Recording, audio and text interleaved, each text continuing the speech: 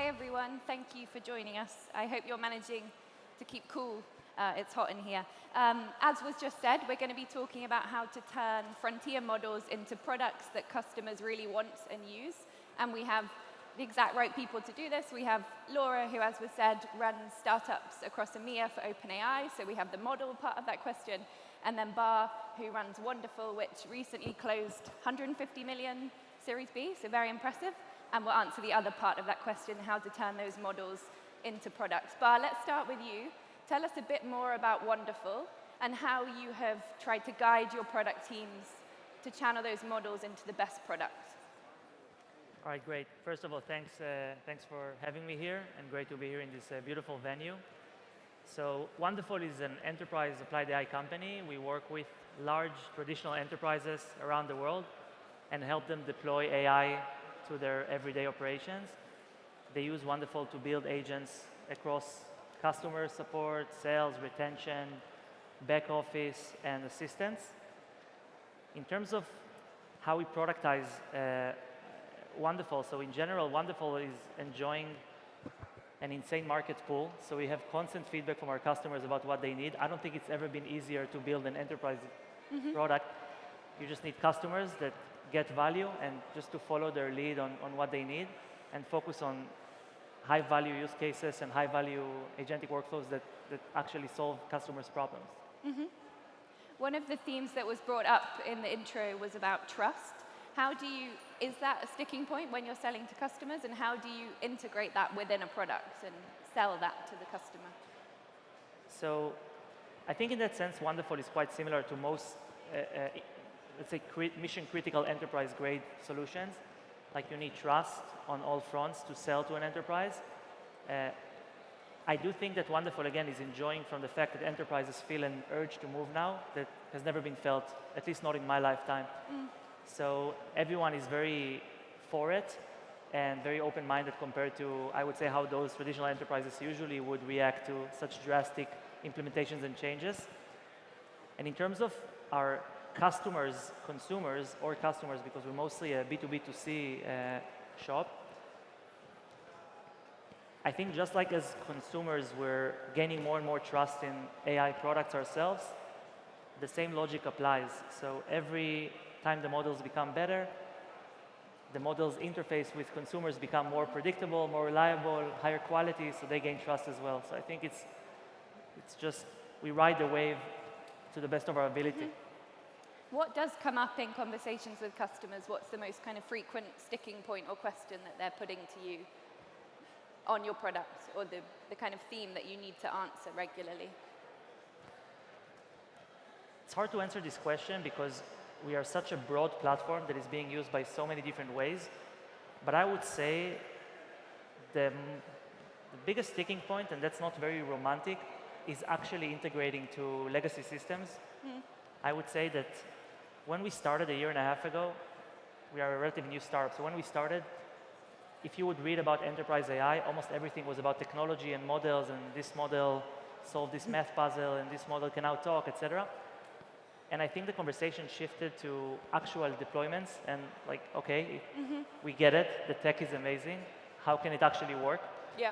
So Wonderful has always held this approach, and Laura can attest because she's known us for, I don't know, 2 months after we founded the company, that we always thought that deployment and delivery and the last mile is going to be the biggest challenge. So we've always been like very confrontational about tough integrations. And I would say that now it becomes consensus that it's the hardest part about applied AI. I think Wonderful is the perfect example of what a startup should do. Because A, they're very opinionated on what they want from technology, but also B, how value can be generated with the customers that they're working with. So when we work together, when we integrated how the different OpenAI models were working on Wonderful, they came with very specific asks. They pushed us to do better and to make sure that we were working in order to continue to improve our models for their use cases. So A, there was a lot of feedback, but also B, a lot of very in-depth partnership on what does it mean to excel, what does it mean for them to excel in their use cases and for their customers, and how we would be expected to truly be a partner that delivers value so that they can deliver value for their customers. Yeah.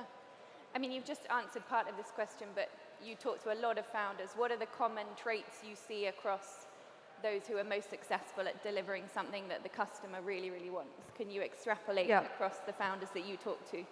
So again, excellent example of a fantastic founder. I think there's a very deep understanding and love for the technical aspect of the product.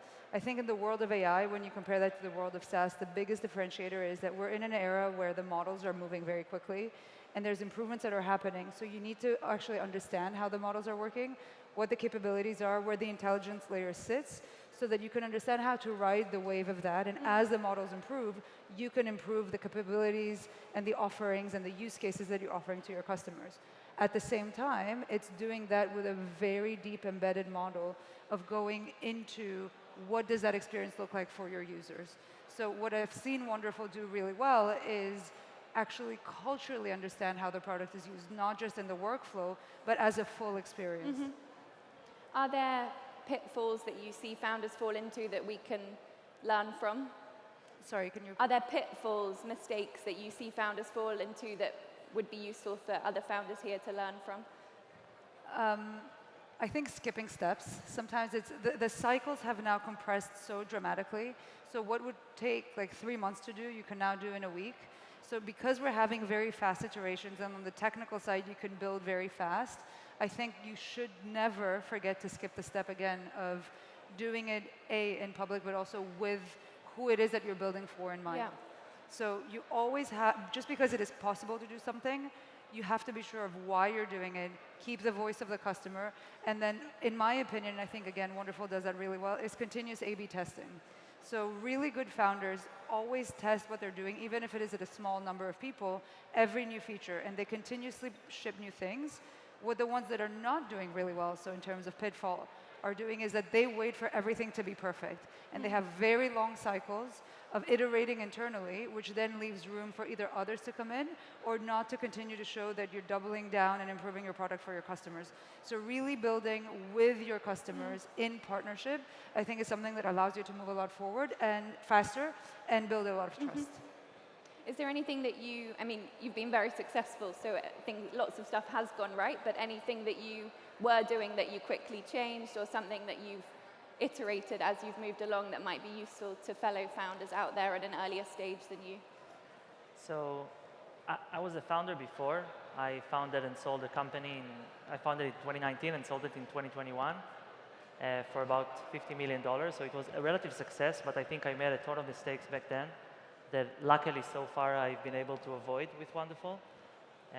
Again, every company is a totally different world, but the things that I changed this time around, one, I'm super focused about what I'm not doing.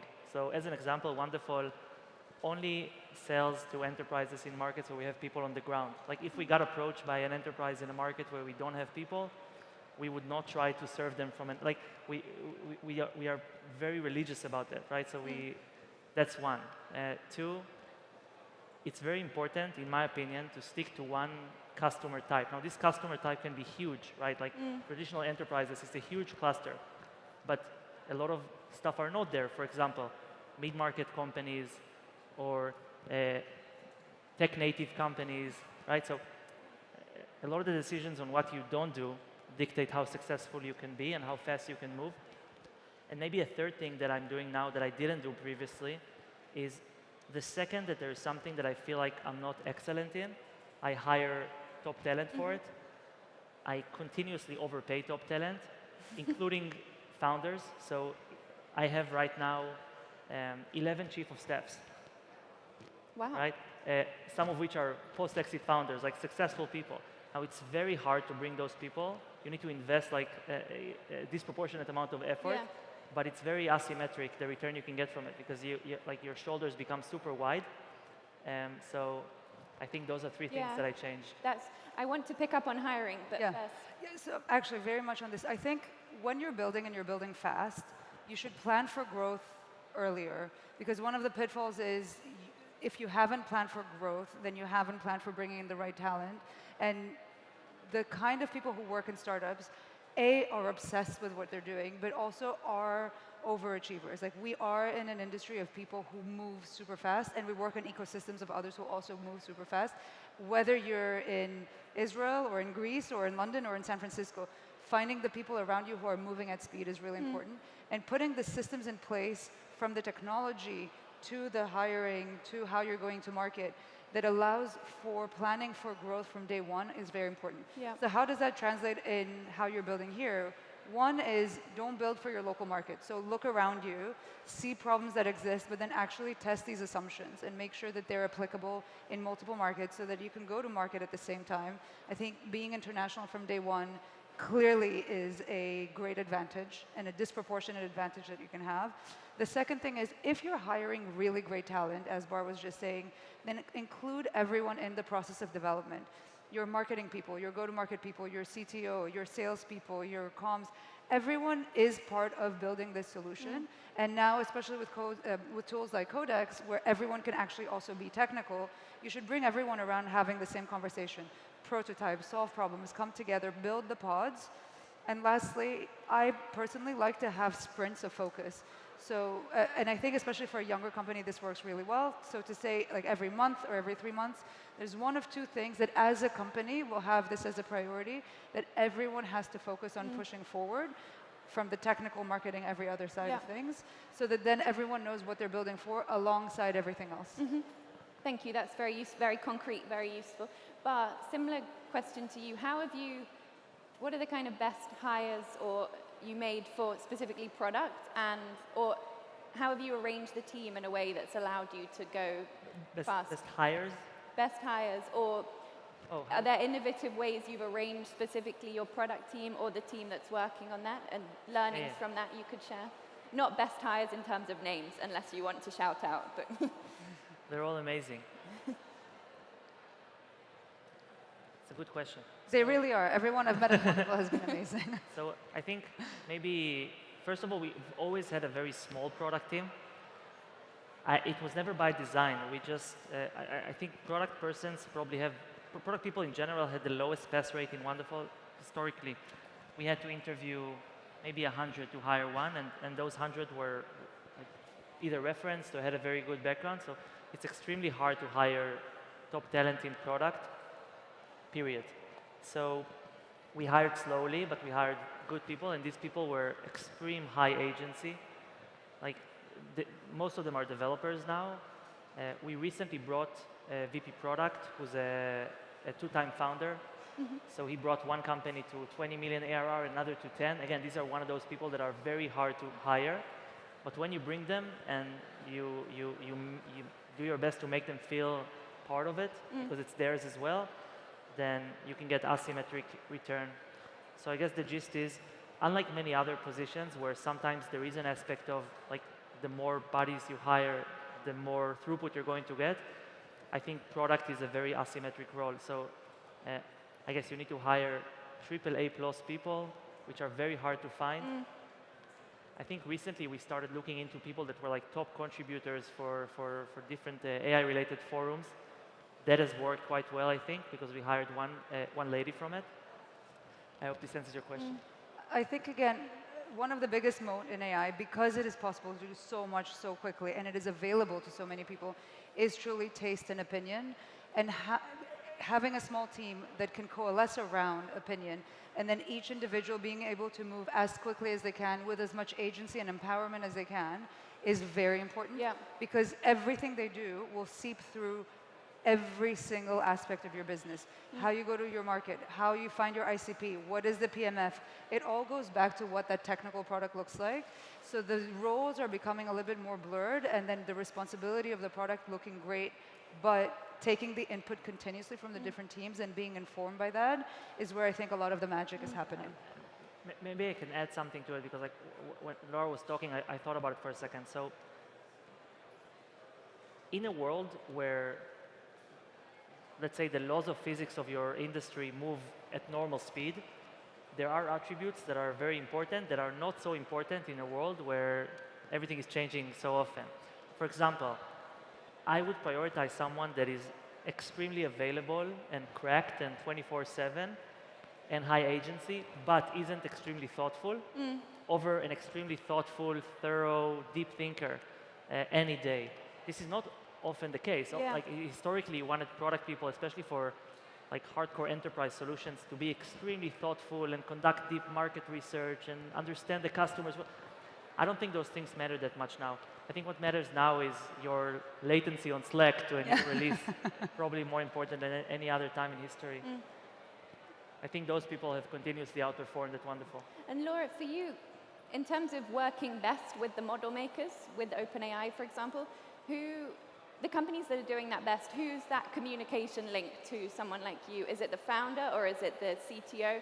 How does that work best in your experience? So at OpenAI, for customers that are A, very technical and B, moving very quickly, we actually create Slack channels with our customers. So wonderful OpenAI, we have a shared account where a lot of the engineering team is in, with a lot of our applied AI deployment engineers as well, so that we can actually problem solve on the spot, in the minute.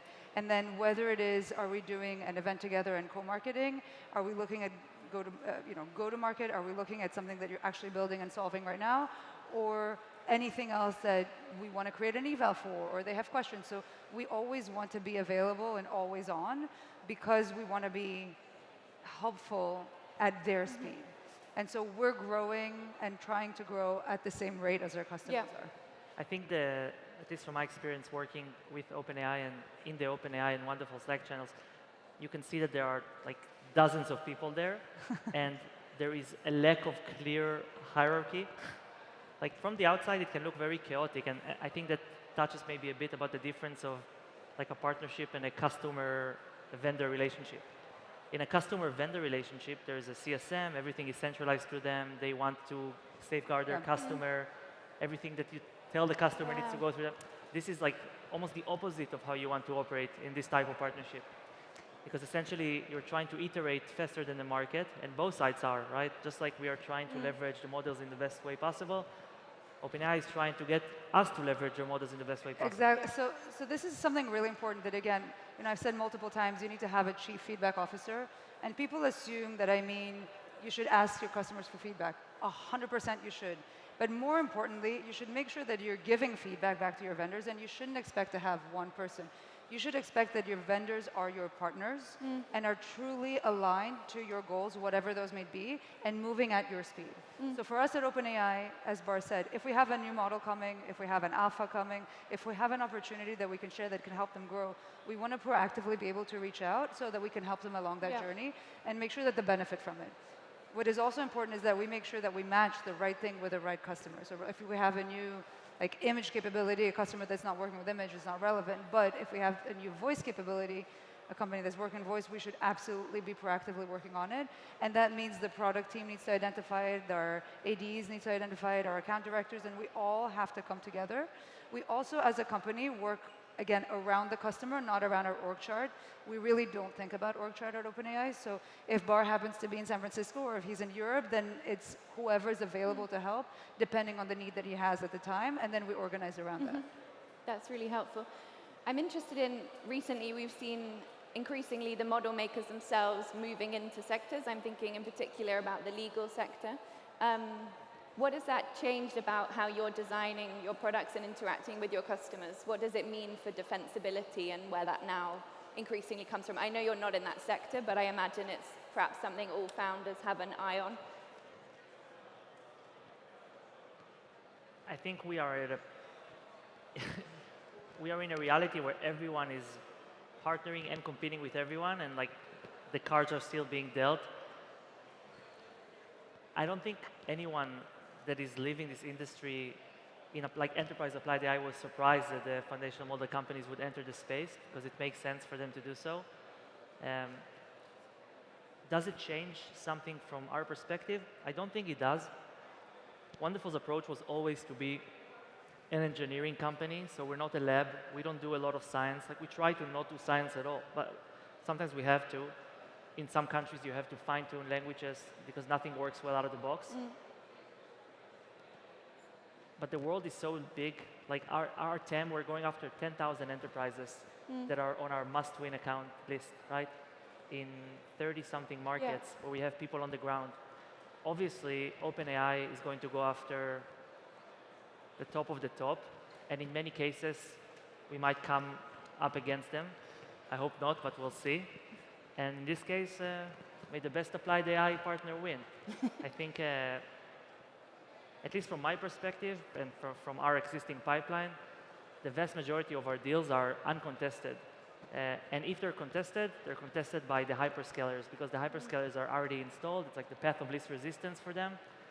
So I would say a lot of people are talking about the foundational model companies getting into applied AI, but I would actually say that 95% of the names we're hearing are Azure Foundry and Gemini for Enterprise and AWS Bedrock. That's at least what I'm experiencing. Yeah. No, that's interesting. And Laura, you obviously, as I said, talked to lots of founders. What have you noticed changing about where defensibility comes from in 2026 as compared to last year? Yeah, I think in the past, a lot of companies were building for unit economics or solving for something within a workflow and saying, okay, this thing I'm improving. Whereas now they're switching to building multiple tools and changing a whole workflow as an experience or outcome to impact what the top or bottom line is. Not what is happening within a step, but actually redesigning all the steps to get to a final outcome that looks a lot better. So if you're looking at how you're saving costs in a place, then look for automation. I think what startups are doing are truly redesigning the whole way of experiencing something so that a result can be delivered. And that actually means designing a platform. It's not just a plugin. So as long as startups are focused on very clearly interpreting the feedback and working with their customers, breaking things and rebuilding them, I think there's a huge moat to have. Maybe one thought about the defensibility in general.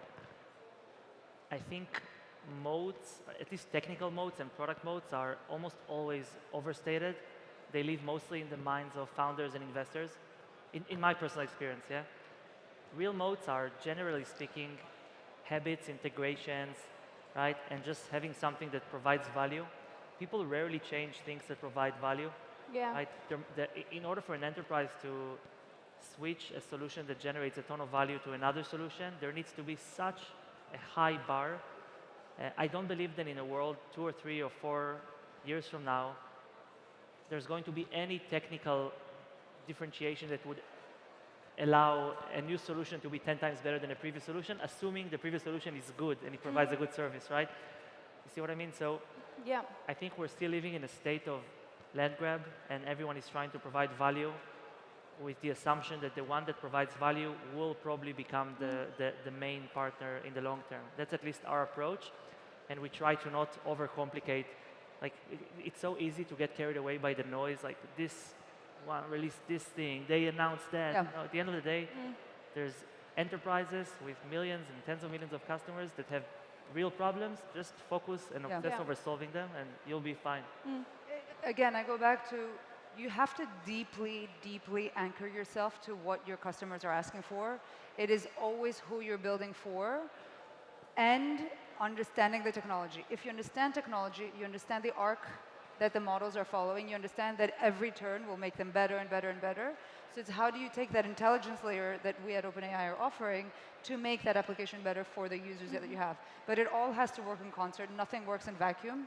And innovation happens when you understand how technology can be applied for the use case because you're anchored in that. That's why earlier I was saying those A/B tests have to happen all the time. Everyone needs to be building, automations need to happen, experiments need to happen. But you need to be moving forward, not focused on just the engineering or just the feedback. Yeah. Last question, or the clock will start shouting at us. Obviously, there's a lot of talk about where the models go next and the advancements. How are you ensuring that your products are ready to uplift as they uplift? We treat it as a core part of our offering. So Wonderful's mission is to be the core applied AI partner to our enterprise customers. So we have to continuously be on top of what the model companies provide. We have to test it, we have to benchmark it, we have to be on top of it. So we treat it like a core competency, just like we treat, keeping our system up. Yeah. And our one and only mission is to make sure we have the best models in the world so that startups that are wonderful can continue to be the best in the world in what they do. Great, that's a good point to end it on. Thank you, great Thank you. answers, and thank you all for joining us.